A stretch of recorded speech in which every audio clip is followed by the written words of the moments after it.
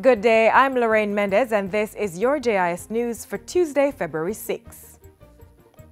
Cabinet has approved $55 million to assist farmers in Portland with farming inputs and infrastructure rehabilitation work. 298 farmers who were severely impacted by recent heavy rains will benefit from $30 million in seeds, fertilizers and other materials. The remaining $25 million will be used to rehabilitate farm roads in areas such as Lennox and Claverty Cottage. Agriculture Minister Carl Samuda made the announcement to the farmers following a tour on Thursday.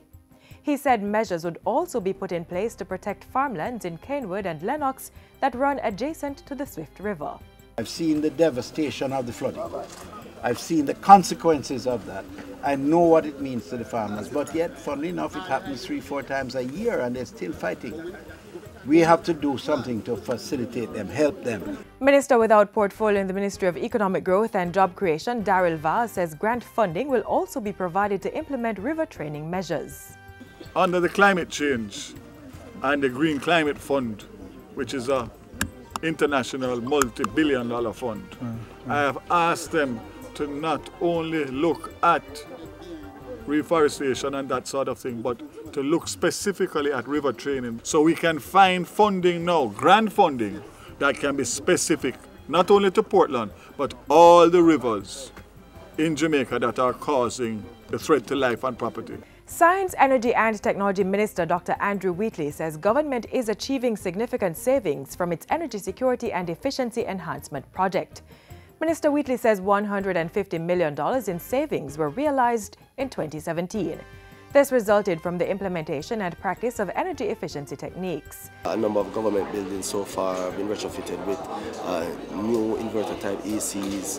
We have installed microfilm on a number of the windows to reduce energy losses, as well as educating our workers within the public sector as to energy conservation techniques.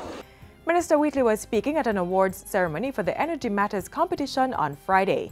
He said money saved would go towards social programs and to offset other government expenses. Among the objectives of the Energy Security and Efficiency Enhancement Project are to promote private sector investment in the energy sector, increase the contribution of renewable energy in electricity, and implement fuel diversification. The Ministry of Education is making plans to upgrade the Nocalva Agricultural School into a polytechnic institution. Portfolio Minister Senator Reid made the announcement during a tour of the Hanover-based institution recently. He said this would allow for greater development of the school. That will attract tertiary level programs, so the students will get tertiary level certification, much better aligned to industry. And Caribbean Maritime University and Montego University College will also be partnering with them, to build them up.